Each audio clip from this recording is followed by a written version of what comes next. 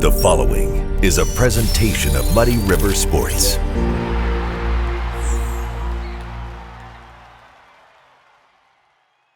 This is the list. I'm Muddy River Sports editor Matt Shuckman, and today we are breaking down another baseball list. As I teased last week when we did the favorite top 10 Cardinals, when Shane Holsey and I broke that down, that we'd turn around this week and do the top 10 favorite Chicago Cubs. So I had to reach out to a guy I know who bleeds Cubbie blue.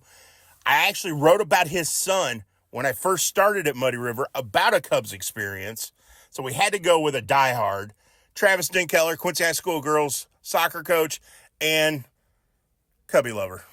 Absolutely. Thanks for having me today, Matt. Well, I appreciate you taking time to do this. We'll break it down. We'll start at 10, go to 1 with our 10 favorite Chicago Cubs. Now, I will preface this with my list won't have some of those names you might think of because I made my list about guys I saw, watched on WGN, even saw in person. I didn't go the historical route.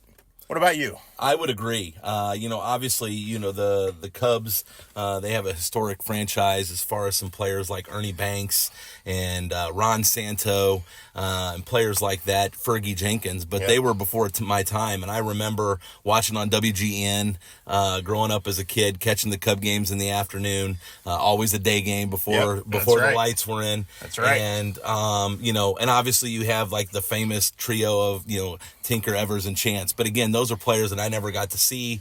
They're legends in their own right, but it was more of the players that stood out to me. Well, this is going to be interesting because you and I are from the same era. So we'll probably have some similar names on there. I don't think we'll have a lot, but I think we'll have some. But you, with your son, especially with Cooper, having watched more as that has gone on, you might have some newer names than I do. So let's get started. Number 10, top 10 favorite Cubs. Number 10. Oh, man. It was tough. It was really tough. I think for myself, I would have to put Derek Lee. Derek Lee was a player that I was, it was a time when the Cubs weren't super good. Yeah. I just thoroughly enjoyed watching him play. He became kind of one of my team's favorite players, one of the favorite players that I enjoyed watching play. Well, number 10 on my list goes back to those 80s teams, watching it on WGN, growing up, those afternoon games under the sun. Leon Bull Durham. For whatever, I can't even give you a good reason why I liked him so much, but I did. He was a heck of a player. I don't know. He just stuck. He always has, his name comes to mind every time I think of Cubs. Absolutely. So, and probably one of the more infamous trades, isn't he? Wasn't involved in one of the more infamous trades in Cub history. So. And that was the time that I really started watching the Cubs, was Leon. He was one that I thought about a lot. Yeah. So, okay. So number 9. Number 9, I got to go. I was a huge Grandpa Rossi fan. My son and I, obviously the World Series run, that's something my son and I shared together. He became a manager. You know what? He got carried off the field. Yeah. That's a bobblehead I still want to find for my son. It's one that's very hard to come by, where Rizzo and Hayward are carrying him off the field after the World Series. Grandpa Rossi he just became kind of a fan favorite. He did. And I have to go with that next. I'm going with the guy who made his mark as a rookie. Would love to have seen if he could have had a full career injury-free. Kerry Wood. The 20 strikeout game against the Astros, we'll never forget that. Just, here you go. A guy from Texas that just threw blazing fastballs. Would love to have stood in the batter's box just to see it. Just to see a fastball come whizzing by you. I know I could have never caught up to it. Absolutely. But I'd love to have stood there and gone, wow, look at that thing. Absolutely. Kerry Wood you'll be hearing from him later on my list for sure. I figured. That was a great year. And actually several of those names from that pitching staff of that year that they got beat by the Marlins. That became the game where the ball went into the stands and became infamous for that. And that pitching staff this year, there's several names on there that I got up to about 18 or 19 names, and there's several from that staff that I really, really enjoyed. Okay, well, number 8. For me, Jake Arrieta. Okay. there was a 2-year span where he was this dominant pitcher. It was just like, as a Cubs fan, every time he took the mound, you knew you were going to win. He was the best pitcher in baseball during that stretch. There's no doubt. And again, I think it became an era, and I think so many of my players became the players that they were is because I shared those opportunities with my son. Yeah. And so those things were really, I think those years were so important to me because it gave an opportunity to share that with my son and watch the World Series. And, and for me, my grandpa was a Cubs fan, and he was he wanted nothing more than to see the Cubs win a World Series. Obviously didn't get to, but my son and I got to share in that. For me, number 8 is a guy who made his mark probably more so in terms of what people remember with a different franchise, but you have to remember where he got his start. On the mound, painting the corners as a Chicago Cub, and that would be Greg Maddux. Again, you can talk all you want about the flamethrowers over the history of baseball. I don't know, and this would be a great conversation. This might be another list, but who is the best pitcher as far as hitting spots, location? I don't know if there's anybody ever in baseball history who's been better than Greg Maddux at that. There's no doubt. Actually, it's funny you bring that up. We were talking about that the other day. I know he spent a lot of time with the Braves, but came back to the Cubs. Yeah. I got to see him pitch in person one time in his return to Chicago. But as we talked about it, there were I think he pitched like to 37,000 some pit batters, and he only had 374 or something, like 4 pitch walks. I have it saved on my phone. I wish I could find it right now, but it's an insane number. And 100 and some of those were intentional. It's amazing, isn't it? Just an amazing guy, and not overpowering. Just painted the corners. Just knew how to pitch. Okay, number 7. Again, kind of a guy that came in that World Series era, Ben Zobrist. Became I love the way Central Illinois guy. Yeah, and Ben Zobrist became one of my son and I's favorite. Obviously, he became, I believe, the World Series MVP or the NL Central. One of them. He got some postseason accolades. And he became just obviously one of our favorite players. I just love the way he approached the game. He just kind of seemed the epitome of a great teammate. Now, number 7 on my list, I'll probably be on your list higher, I'm guessing. But I could not put him any higher, even though I respect him, because he trumped my guy Willie McGee on a magical day for the Cubs in Wrigley Field. And that would be Ryan Sandberg. And I know Cubs love it, and he's, again, phenomenal player, deserving of all the credit. But Willie McGee hit for the cycle that day, and Sandberg hit the game-winning home run in extra innings, and I hated him that day. But I do respect him, and he was a great Cub, and I did enjoy watching him play. So he is number 7 on my list. Yeah, and I'll be honest, you're going to definitely hear about him later on my list. I figured. Obviously. But he had a great career, obviously. Number 6. For me, and I'm making sure I'm not missing somebody here because I'd gone through so many people, but Anthony Rizzo. Okay. Riz was again, World Series. Again, part of that group. And again, sharing that with my son. But again, a guy, the way he approached the plate, crowded the plate. I think about the catch on the tarp. Yeah. They made a bobblehead out of that one too. They did. And so, Riz was just another guy that I thoroughly enjoyed watching. Number 6 on my list goes back to those, again, that 1980s era. Gary the Sarge Matthews, one of my favorite outfielders of any team, let alone the Cubs. I just played with a passion that was unmatched.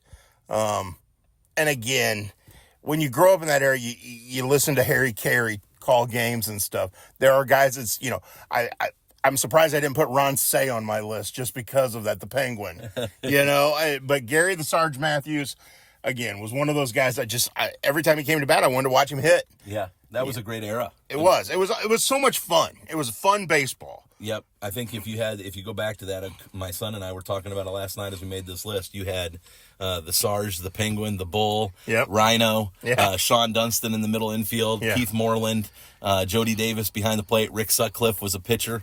Those are all, again, great. I could have made my list just off that. Yeah, absolutely. Fun time to watch baseball for sure. All right, we're to the top 5. Who's your number 5? I had to go Kerry Wood. Again, that's where I told you I was going to come back around with that one. Yep. Kerry Wood was was, again, a dominant pitcher for his time. I remember the 20 strikeout game against the Astros. And also, he'd come to the plate and every once in a while pinch hit and hit a home run. Right. And so he became one of my favorites, at that time. So definitely Kerry Wood. Number 5 on my list, the MVP, Andre the Hawk Dawson. Again, I remember him first as an Expo. Yeah, absolutely. But how can you not respect Andre Dawson? Just a great hitter, great teammate, great dude, a great ambassador for baseball, but just a phenomenal baseball player.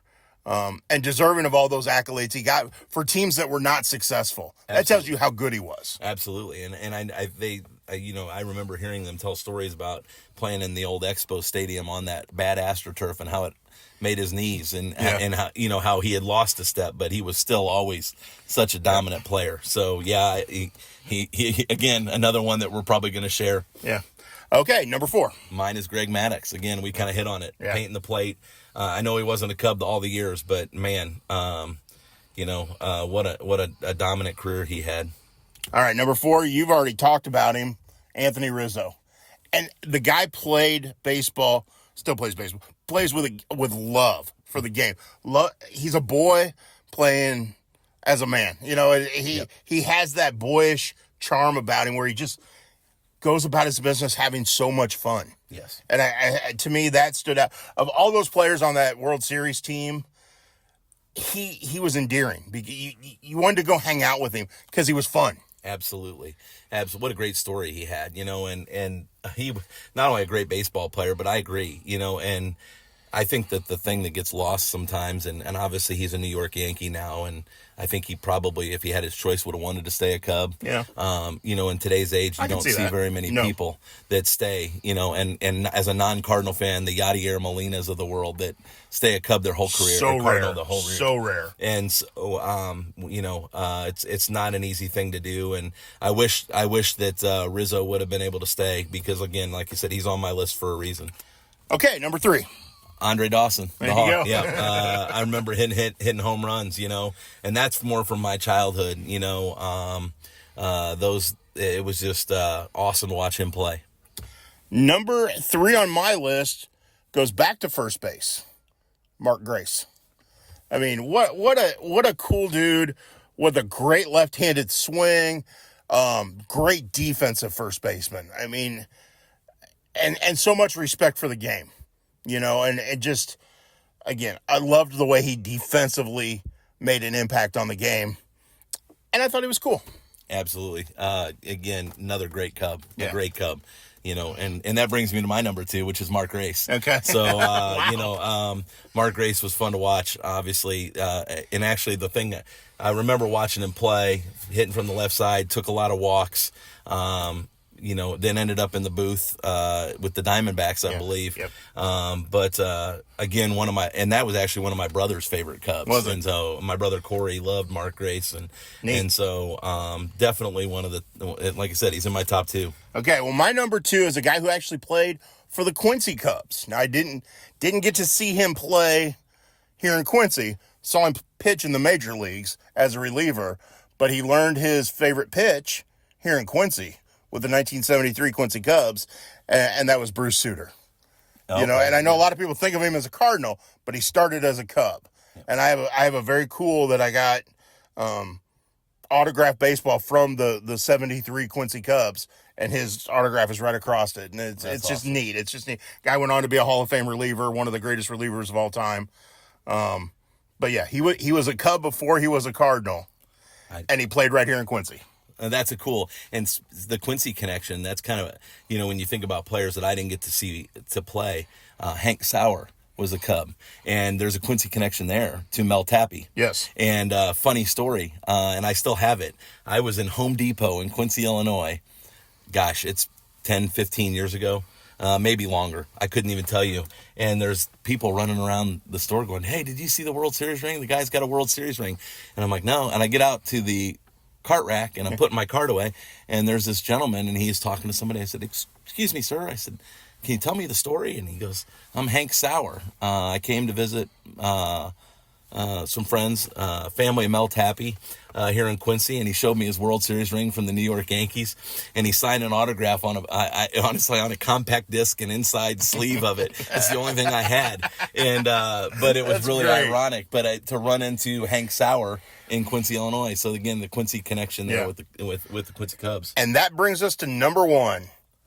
Okay, you're a diehard Cub fan. I think I know where you're going with this, but who's your number one? Ryan Sandberg. There you go. The Rhino. Again, and a guy that, obviously got traded from the Phillies early on, or was Phillies? Yes, Phillies. Yes, it was Phillies. And then ended up a Cub in the remainder of his career, and then obviously did some management in the minor leagues for the Cubs.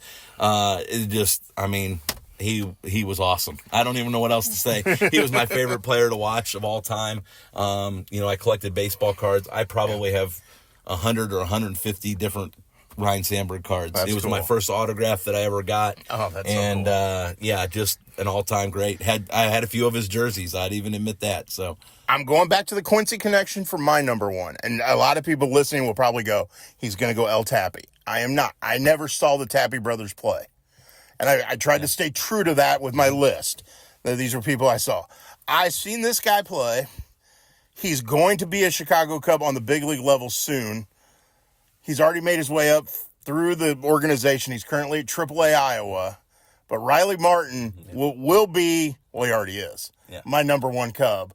He's the one guy who I've said all along could convince me to get a Cubs hat. I promised him at some point during our conversations that if he makes the big leagues, I will buy my first Cubs hat. He's close. Close. He's AAA Iowa right now, and I will follow through. I will take pictures. I will post it of me wearing a Cubs hat if Riley Martin gets to the big leagues. That's a cool story. I mean, obviously, to have the success that he had here at Quincy University, and then to get drafted by a regional team and find success is awesome, and it speaks volumes to what Quincy University has done as a program.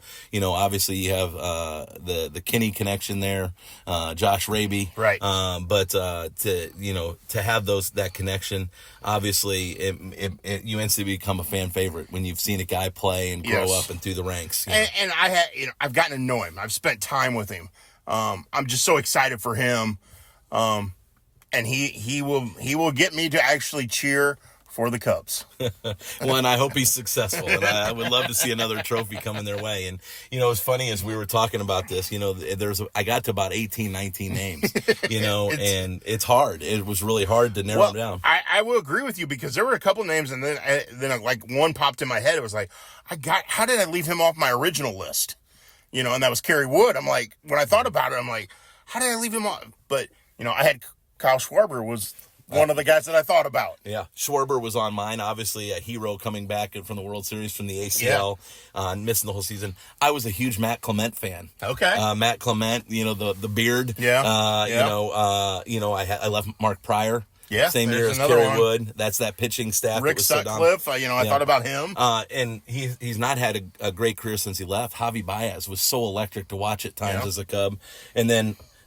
Fowler, I know he went on to become a Cardinal. Dexter Fowler, loved him, and John Lester. Okay, and then the other one, and kind of one that a lot of people wouldn't think about, is I loved Mark DeRosa as a player. Okay, that makes sense. So just players that I watched, and so it was fun to go through it. My son and I were throwing out names, and obviously one that I didn't put on there was Chris Bryant. Yeah, I was expecting that. No, but I figured Cooper would talk you into that one. Absolutely, and he was a huge Chris Bryant fan. Unfortunately, his career has been derailed by injuries, but it has definitely been it was definitely fun to spend some time with Cooper and Kim talking about some of those players. That's what this is about: getting people talking, getting the conversations going, and having a little fun going down memory lane. Absolutely, for sure. Well, thanks for doing this. Hey, yeah. It was a lot of fun. Maybe we'll have to do a soccer one at some point. That would be fun. It would be a lot of fun. There's been a lot of lists that you've done. Yeah. And it's definitely it sparks some debate and some fun debate. Yes. On where we go. And so that was a lot of enjoyable time talking with Cooper about that. And enjoyable with you today. Thanks, man. I appreciate it. For Travis Dinkheller, I'm Muddy River Sports editor Matt Shuckman. This has been The List. Muddy River Sports, Our home, our sports.